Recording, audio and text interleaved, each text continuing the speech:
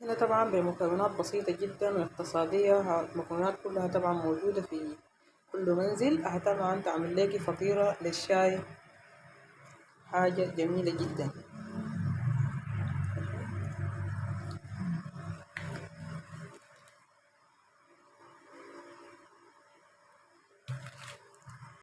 السلام عليكم ورحمة الله تعالى وبركاته. كيف أخباركم؟ إن شاء الله كويسين. تابعوني في قناة أم حسن كيتشن. لا تنسوا الاشتراك، فعل الجرس يصلك كل جديد. طريقة عمل الفطيرة. عندي المكونات، طبعا مكونات اقتصادية وبسيطة جدا، طبعا موجود في كل منزل. المقادير هنا طبعا عندي كوبايتين من الدقيق، هنا عندي نص كوباية من الزيت، هنا كوباية من الماء، عندي واحد بيضة، هنا عندي معلقة كبيرة من الكاستر، معلقة كبيرة من الحليب البودر، معلقة صغيرة من الملح،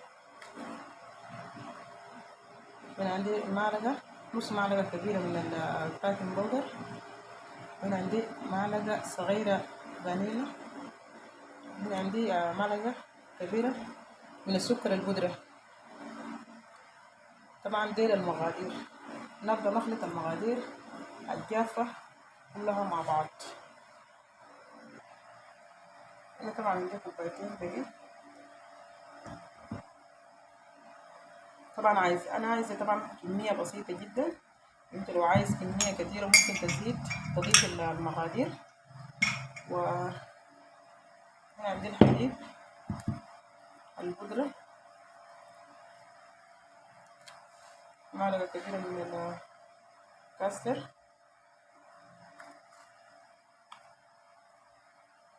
باكنج باودر،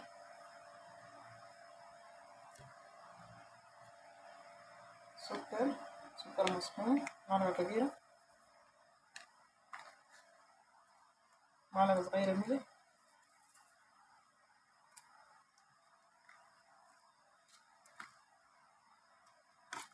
طبعا دي كلها المكونات الجافة دول أخليهم كلهم مع بعض كده.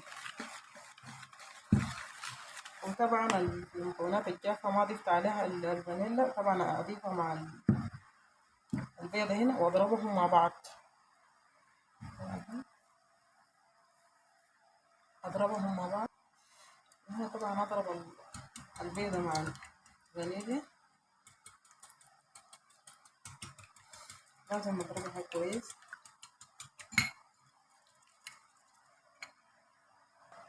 هنا طبعا ضربت عشان طبعا البيضة مع الفانيليا. خلاص خلصنا المرحلة دي. نيجي للمرحلة الجاية، بنضيف الزيت على الدقيق. طبعا أخلي منه شوية وبعدين أضيفه بعدين في النهاية. وهنا أجي أضيف البيض مع الفانيليا.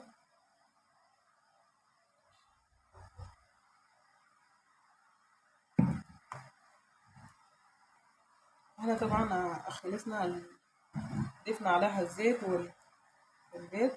بعدها نيجي للمرحلة العجين. بعدها أبدأ أعجن بيدي. هنا طبعا الموية، طبعا أنا عندي كوباية، لكن الموية طبعا ما بمقدار معين. طبعا أضيف الموية تدريجيا حتى أصل القوام اللي أنا عايزاها. يلا بنضيف الموية هنا.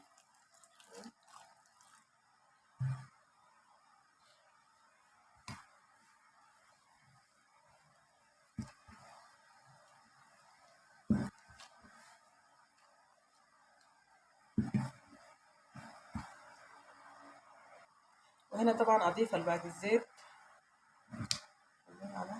أضيف على العجين هنا، وبضيف عليها شوية موية.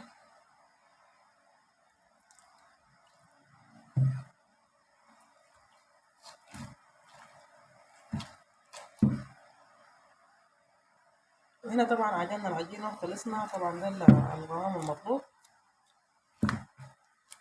هنا خلصنا من العجينة، ونخلي العجينة دي ترتاح لمدة ربع ساعة. بعد ربع ساعة هنبدأ نشتغل فيها. طبعا هنا طبعا العجينة جاهزة بعد ربع ساعة. نبدأ نسويها.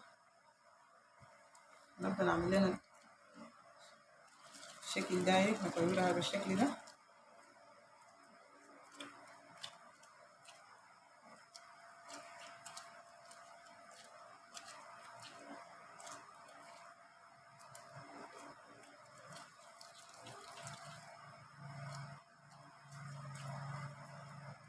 هنا كورناها بالشكل داير، كلهم نكورهم بالشكل ده. وهنا طبعا هنا كورناها طبعا 4 كور، وبنبدأ نشتغل، نشيل منها قطعة قطعة ونبدأ نشتغل. طبعا هنا بنديها رشة دقيق عشان ما تلزق.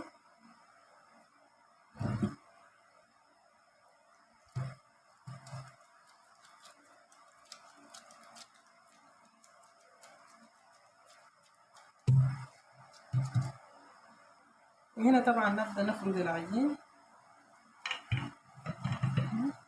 نفردها بالشكل ده.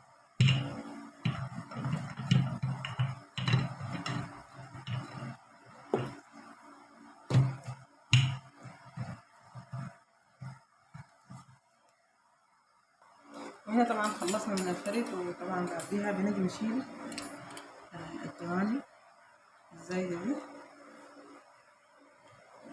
نشيلها بالشكل ده.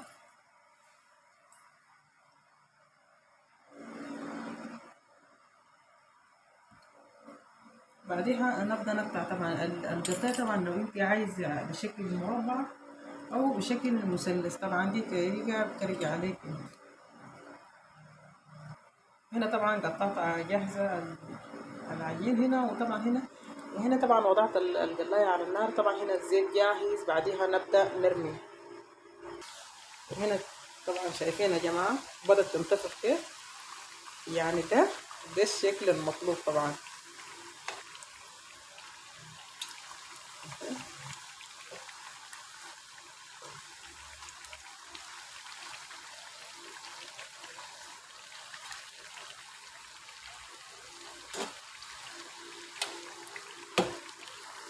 هنا طبعا بنواصلها بنفس الشيء، طبعا بنجيب ثانية بنبدأ نشتغل.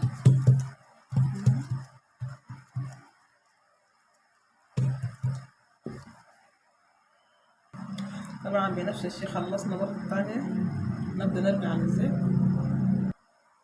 طبعا هنا خلصنا من الكمية كلها. شايفين يا جماعة دي دقيقتين، كوبايتين دقيق فقط.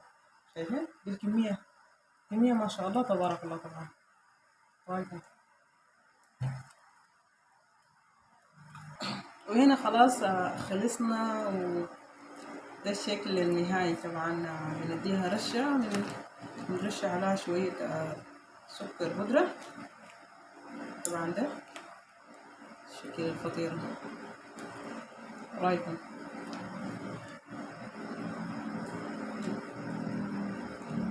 شايفة حاجة كده جميل خالص. رايكم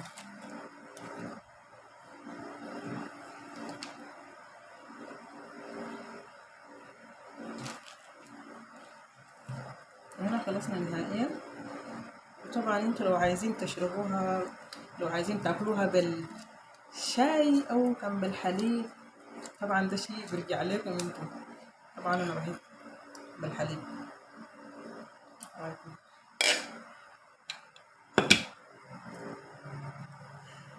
بتمنى الفيديو تنال اعجابكم، ولو شاهدت الفيديو لا تنسى الاشتراك فضلا ليس امرا. اشترك في القناة حتى يصلك كل جديد. ان شاء الله اشوفكم في الفيديو الجاي.